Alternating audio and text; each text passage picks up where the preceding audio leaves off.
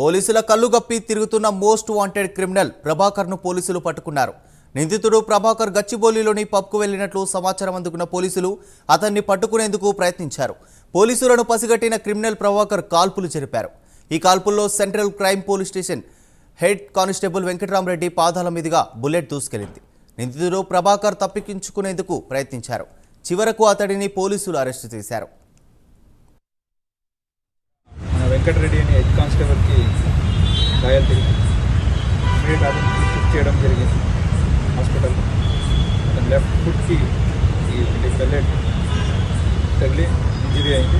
Is out of danger, taking treatment. అలాగే ఈ బతుల ప్రభాకర్ అని అతన్ని అప్రహెండ్ చేయడం జరిగింది. అతని మీదే దాదాపు 80 నుంచి 70 వరకు కేసెస్ ఉన్నాయి. మన తెలంగాణ అండ్ ఆంధ్ర రెండు రాష్ట్రం ఇతను హెచ్పీ మైనైట్ అలాగే ఈ రాబరీ కేసెస్లో ఇన్వాల్వ్ ఉన్నాడు. ఇక్కడ మన వెంకటరెడ్డి అని హెడ్ కానిస్టేబుల్కి గాయాలు తిరిగి ఇమీడియట్ అతనికి షిఫ్ట్ చేయడం జరిగింది.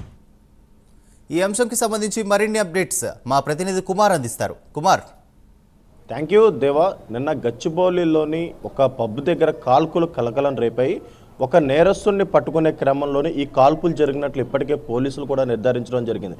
నిన్న సాయంత్రం ఏదైతే ప్రిజన్ పబ్ దగ్గర 7 గంటల 10 నిమిషాలకు ప్రభాకర్ అనే వ్యక్తి ఏదైతే పబ్లోకి అయితే ఎంట్రీకి కావడంతో కూడా అతను ఒక దొంగగా అయితే పోలీసులు ముందుగానే పసిగట్టారు. కాకపోతే ఇటు ఆ దొంగను పట్టుకునేందుకు ముందుగానే ఇటు పబ్బులకి అన్ని చోట్ల కూడా అతను ఫోటోలు పంపించి ఇతను వస్తే కనుక కంపల్సరీ ఇన్ఫర్మేషన్ ఇవ్వాలంటూ కూడా పోలీసులు సమాచారం ఇచ్చిన నేపథ్యంలోని నిన్న ఆ పబ్ బౌన్సర్లు మొదటగా అతను అయితే గుర్తించి ఏదైతే సిసిఎస్ పోలీసులకి అయితే సమాచారం ఇచ్చారు. ఈ నేపథ్యంలోనే సిసిఎస్ హెడ్ కానిస్టేబుల్ వెంకటరామరెడ్డితో పాటు ప్రదీప్ రెడ్డి అలాగే వీరస్వామి వీళ్ళు ముగ్గురు కూడా అతన్ని పట్టుకునేందుకు అక్కడికి వెళ్ళిన సమయంలోని ఒక్కసారిగా అతను కాల్పులు జరిపాడు.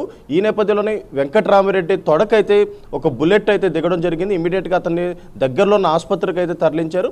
అలాగే మిగతా 2 కానిస్టేబుల్తో పాటు ఇటు పబ్ బౌన్సర్లు కూడా అతన్ని వెంటనే పట్టుకోవడం జరిగింది. ముఖ్యంగా చిత్తూరు జిల్లాకు చెందిన బత్తుల ప్రభాకర్ అలియాస్ రాహుల్ రెడ్డి అనే ఇతను పెద్ద దొంగగా అయితే తెలుస్తుంది. ముఖ్యంగా 2 తెలుగు రాష్ట్రాల్లోని సుమారు 80 పైగా కేసులు అయితే ఉన్నాయి. ఎప్పుడైతే 2020లోని వైజాగ్లో ఇతనైతే పోలీసులు అదుపులోకి తీసుకున్నారు. 2022న ఏదైతే అరకాపల్లి కోర్టుకి తీసుకెళ్లే సమయంలోనే జడ్జి ముందు హాజరుపరిచేందుకు కూడా అతని సంఖ్యలు తీసిన క్రమంలోనే అదే అదునుగా చూసుకొని ఏదైతే బత్తుల ప్రభాకర్ అక్కడి నుంచి అయితే పరారయ్యాడు. అప్పటి నుంచి కూడా అజ్ఞాతంలో ఉంటూ కూడా ఈ దొంగతనాలు చేస్తున్నాడు. ముఖ్యంగా ఏదైతే హైదరాబాద్ అంటే 3 కమిషనరేట్ హైదరాబాద్ అలాగే సైబరాబాద్ అలాగే రాచకొండ 3 కమిషనరేట్ పరిధిలో కూడా సుమారు 16 చోరీలకు అయితే పాల్పడ్డాడు.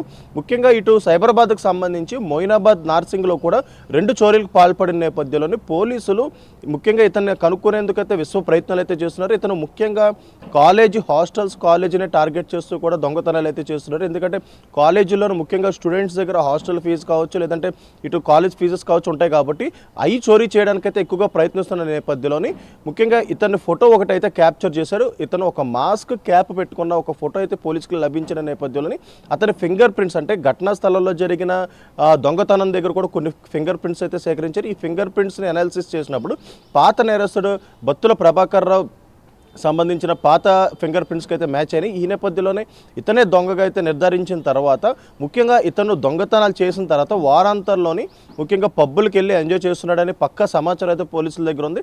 ఈ నేపథ్యంలోనే పబ్బు ఓనర్స్తో పాటు పబ్బు బౌన్సర్లు కూడా అతను ఫోటోలు పంపించారు. ఇతను గనక వస్తే ఖచ్చితంగా సమాచారం ఇవ్వాలంటూ కూడా ఇటు పోలీసులు చెప్పిన నేపథ్యంలోనే నిన్న సాయంత్రం 7 గంటల 10 నిమిషాలకు ప్రిజన్ పబ్కి అయితే ఎంటర్ అయ్యాడు. ఈ నేపథ్యంలో మొదటగా బౌన్సర్లు అతను అయితే గుర్తించారు. బౌన్సర్లు కూడా సమయస్ఫూర్తిగా ముందుగా పోలీసులకైతే సమాచారం ఇచ్చిన నేపథ్యంలోని సిసిఎస్కి సంబంధించిన హెడ్ కానిస్టేబుల్ వెంకటరామరెడ్డి అలాగే ప్రదీప్ రెడ్డి అలాగే వీరస్వామి ముగ్గురు కూడా అక్కడికి చేరుకున్నారు. మొదటగా వెంకటరామరెడ్డి అతను పట్టుకునే ప్రయత్నం చేశాడు. కానీ వెంటనే తన దగ్గర ఉన్న పిస్టల్ తీసుకొని ఇమీడియట్గా వెంకటరామరెడ్డిపై కాల్పులు అయితే జరిపాడు. ఈ నేపథ్యంలో వెంకటరామరెడ్డికి తొడలో బుల్లెట్ అయితే వెళ్ళడం జరిగింది. ఈ వెంటనే అక్కడ బౌన్సర్లు కూడా అప్రమత్తమయ్యారు. అలాగే మిగతా 2 పోలీసులు కూడా అప్రమత్తమై ఇమీడియట్గా అతనైతే అదుపులోకి తీసుకున్నారు. ముఖ్యంగా అతని దగ్గర 2 పిస్టల్తో పాటు 23 బుల్లెట్లు కూడా స్వాధీనం చేసుకున్నారు. ప్రస్తుతం వెంకటరామిరెడ్డి పరిస్థితి కూడా ఏదైతే మామూలుగా ఉందంటూ కూడా పోలీసులు అయితే చెప్తున్నారు. ఇటు డీసీపీ వినీత్ కుమార్ కూడా దీనిపై స్పందించారు. నిన్న జరిగిన ఘటన మొత్తం కూడా పూర్తిగా వివరించారు. ఎందుకంటే ముఖ్యంగా చాలా మోస్ట్ వాంటెడ్ దొంగ అని అయితే ప్రస్తుతం అయితే తెలుస్తుంది. ఎందుకంటే 2 తెలుగు రాష్ట్రాల్లో కూడా 80కి పైగా కేసులు ఉన్నాయి. అలాగే ఒకసారి వైజాగ్ పోలీసుల దగ్గర నుంచి కూడా తప్పించుకోవడంతో కూడా ఇటు హైదరాబాద్ పోలీసులు కూడా ఇతనిపై పూర్తిగా దృష్టి సారించారు. ముఖ్యంగా ఇటు కాలేజీల్లో దొంగతనం చేస్తున్నాడు కాబట్టి అప్పటి నుంచి కూడా ఇతనిపై దృష్టి సారించడంతో కూడా ఇతను వారాంత చివరిలోని పబ్బులకి వెళ్ళి ఎంజాయ్ చేస్తున్నాడనే పక్కా సమాచారంతో పోలీసులు ఇతనిపై నిఘా పెట్టారు. ఈ నేపథ్యంలో నిన్న రాత్రి అతను అయితే అదుపులోకి తీసుకున్నారు. ప్రస్తుతం వెంకటరామిరెడ్డి పరిస్థితి కూడా మామూలుగానే ఉందనే పోలీసులు అయితే చెప్తున్నారు. దేవా రైట్.